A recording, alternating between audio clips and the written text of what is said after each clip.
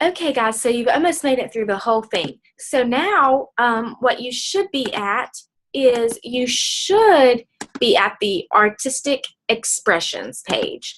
And this page is to help you learn about some different artistic and historical things that have brought interesting things into our community. So the first thing that you will see on this page is slave quilts. Slave quilts are super cool.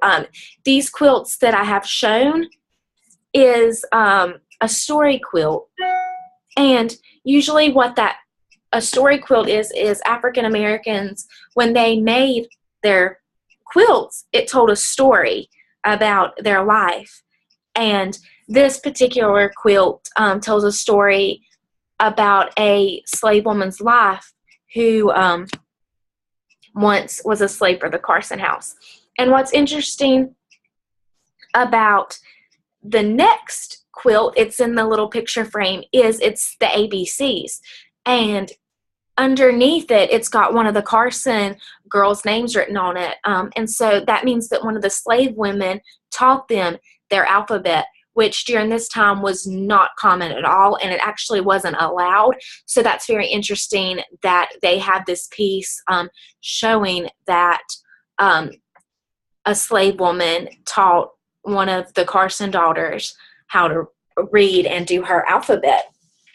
Okay, so next we have some pictures of the outside of the Carson house. You can see one of the creek, which is Buck Creek, and then you can also see the original driveway coming into their house that is lined up with the bushes.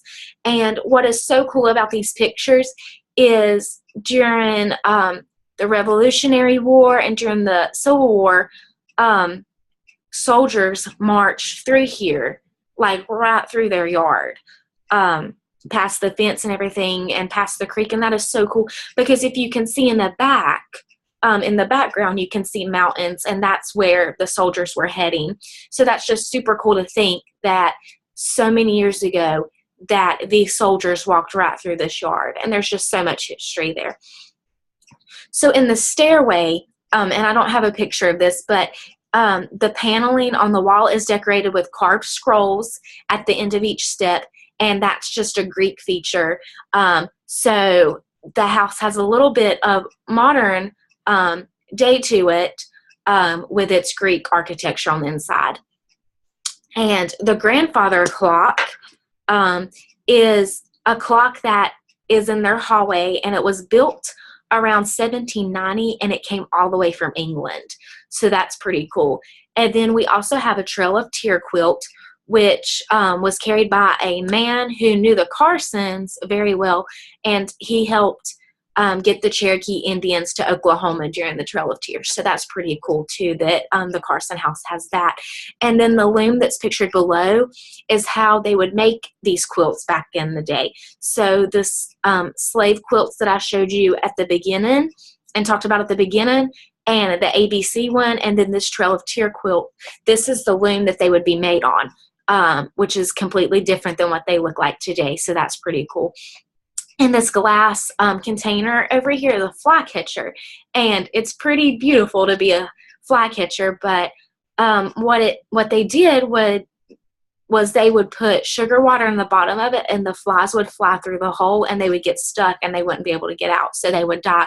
And so this is what the Carson daughters had in their bedroom to keep the flies out. And then lastly, we have clothes from this time period, and this is what the women and the men would wear every day. The purple outfit a woman would wear every single day, along with the shoes, and then the man would wear the outfit that is shown, including the top hat. And the last outfit is a nightgown that a woman would wear every night before going to bed.